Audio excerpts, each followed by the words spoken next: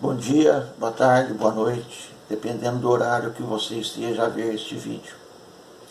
Dando prosseguimento à leitura do livro Parábolas Evangélicas, vamos fazer hoje a leitura da parábola do mordomo infiel, que diz assim: Havia um homem rico que tinha um mordomo, e esse lhe foi denunciado como esbanjador dos seus bens. Chamou-o então e lhe disse: Que é isto que ouço dizer de ti? Dá conta da tua administração, pois não podes mais ser meu administrador. Disse o mordomo consigo: Que hei de fazer, uma vez que meu amo me tira a administração? Não sei cultivar a terra, e de mendigar tenho vergonha.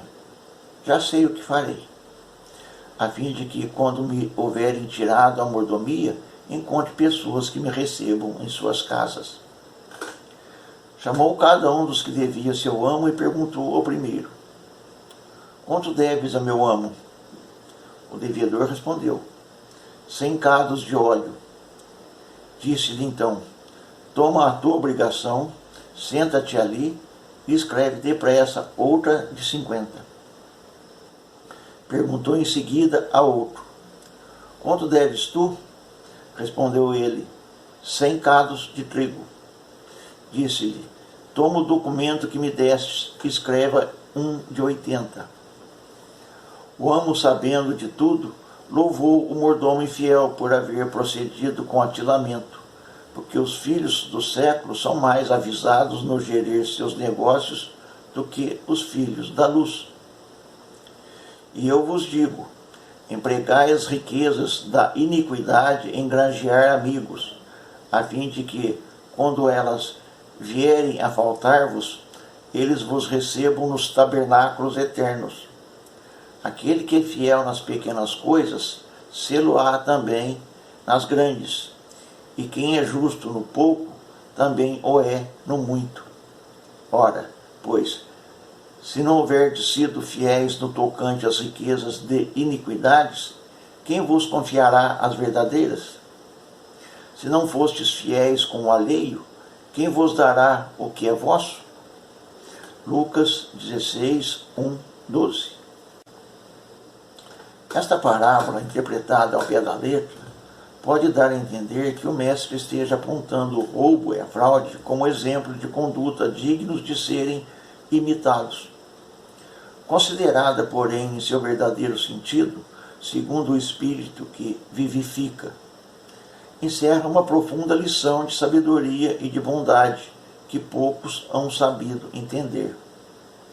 Inicialmente, identifiquemos as duas principais personagens da historieta evangélica e o local em que a ação se desenrola.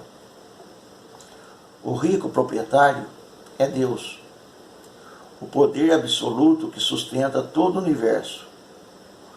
O mordomo é a humanidade, ou seja, cada um de nós. E a fazenda é o planeta Terra, campo em que se desenvolve atualmente a nossa evolução.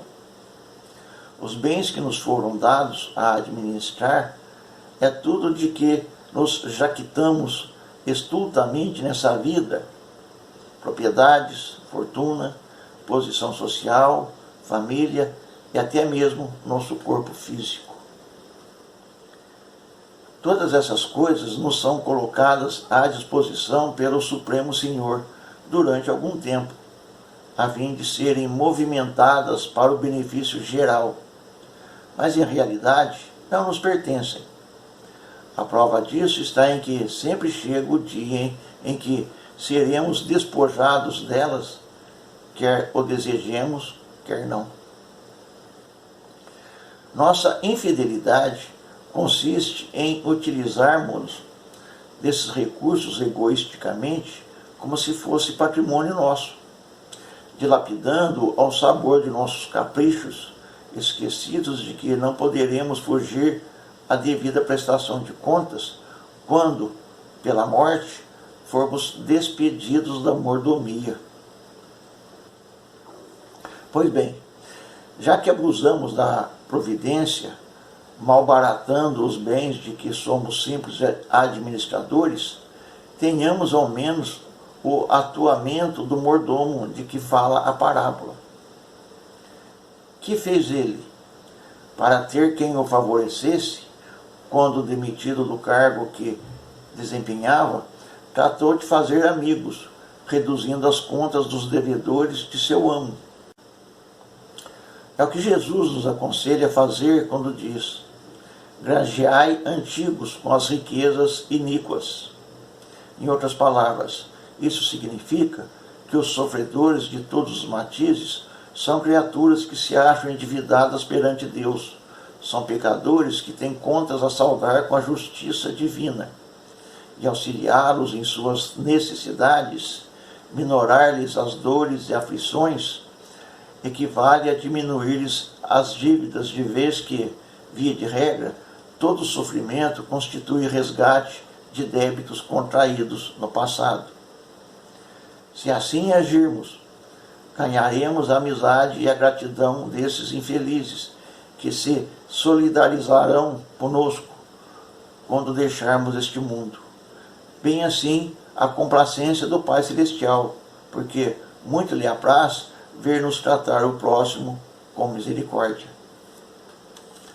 Não falta aqui na terra quem admire os filhos do século pelo fato de se empenharem a fundo com inteligência, denodo e sacrifícios até, no sentido de assegurarem aquilo que chamam o seu futuro. Com maiores louvores, entretanto, haveria de merecer de Deus os filhos da luz, os já esclarecidos acerca da vida espiritual, se procedessem com igual esforço e dedicação, empregando a bondade na conquista dos planos superiores, situados além deste orbe de trevas. Sejamos, pois, colaboradores fiéis da divindade, gerindo os bens materiais de que dispusermos, em conformidade com os ensinamentos sublimes que nos foram ditados por Jesus no Sermão da Montanha. Assim fazendo, estaremos acumulando no céu um tesouro verdadeiramente imperecível. Sim, porque as virtudes cristãs que formos adquirindo no convívio com os nossos semelhantes são as únicas riquezas efetivamente nossas, e só elas nos poderão dar a felicidade perfeita nos tabernáculos eternos. Aí está, meus irmãos, mais um belo ensinamento trazido pela caneta do nosso irmão Rodolfo Caligares, analisando mais profundamente a parábola do mordomo, falada por Jesus lá em Lucas 16, 1, 12.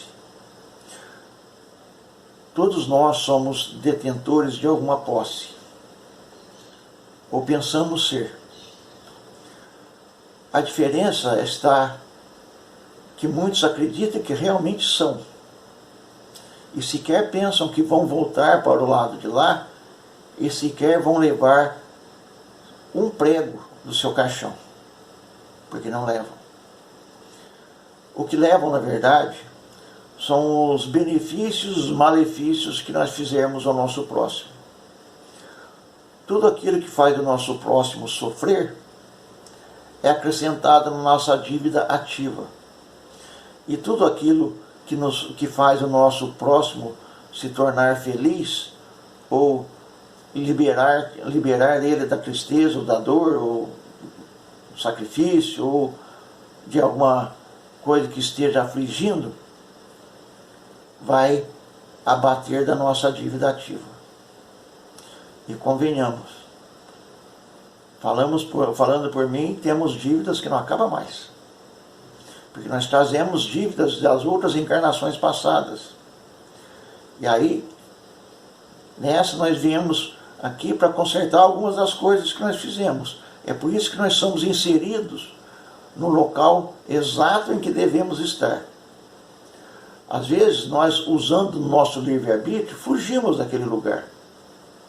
Mas isso não resolve, nós apenas postergamos aquilo que nós temos que realizar. E quando nós postergamos, deixamos para depois e acumulamos com outras que a gente ainda vem fazer. É como se nós tivéssemos um vasto campo de plantação e disséssemos, não vou plantar hoje não, estou cansado, não vou plantar amanhã também não, estou cansado. Aí, não, vou esperar a chuva, não, vou esperar o outono, não, vou esperar... Enfim, a gente sempre vai empurrando com a barriga a necessidade de resolver o problema. E quando, no caso do mordomo, nós também fazemos de tal forma que nós, para os nossos amigos, nós fazemos as coisas, fazemos sim. Nós ajudamos, temos boa vontade, amparamos, socorremos de acordo com as nossas possibilidades, com as nossas forças, orientamos, esclarecemos de acordo com a nossa sapiência, o nosso saber. Mas os nossos inimigos? Jogamos ele para fora? Não são também nossos irmãos? E aqueles que sofrem numa cama, que dão um trabalho danado, também não são nossos irmãos?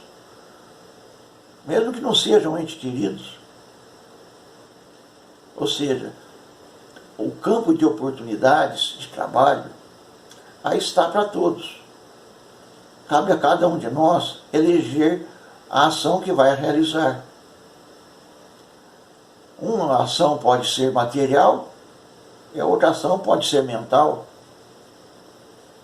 pode ser verbal, porque todos têm alguma coisa para dar. É como diz o ditado, né? Ninguém é tão pobre que nada possa doar e ninguém é tão rico que nada possa receber. Assim, cada um de nós pode granjear amigos, e não por interesse de situações futuras, mas realmente por amizade, por amor ao próximo, por dedicação, por respeito, por reciprocidade. E fazendo essa doação de si próprio, nós adquirimos valores, nós compreendemos a importância do ajudar, porque às vezes a gente não conhece esse ajudar, e não é entre aspas não, é sem aspas mesmo, porque quando nós ajudamos o nosso próximo, via de regra nos sentimos felizes, nos sentimos bem, uma energia boa, ao passo que quando nós fazemos alguma coisa ruim para o nosso próximo, nós nos sentimos pesados, irritados, bravos. Essa energia ruim nos toma, nos domina. Então, se nós podemos escolher entre uma e outra, por que ficar com a ruim? Por que não repensarmos algumas atitudes? Por que não pensarmos no que fazer, ou pelo menos buscar não fazer? Porque há uma diferença entre eu ter por princípio não ofender, não machucar ninguém, e eventualmente no momento de raiva, no momento de descontrole, eu vir a fazê-lo, e eu ter de fato uma índole destrutiva, uma índole agressiva, que a qualquer momento, em qualquer situação, eu esteja disparando dardos envenenados através da minha fala, dos meus pensamentos, ou até em atos mais extremos da minha atitude física. Assim, nós escolhemos caminhos. Escolhemos também o que semear no nosso campo. E o dia de amanhã, quando nós aqui não estivermos mais, adivinha quem nós vamos encontrar para o lado de lá?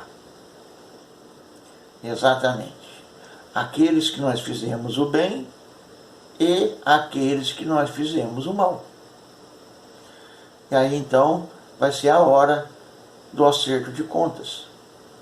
Porque se de um lado nós temos aqueles que nos se simpatizaram com a gente através do convívio, que vão desejar nos ajudar, nos fazer o bem, também teremos aqueles que vão nos perseguir, desejar nosso mal.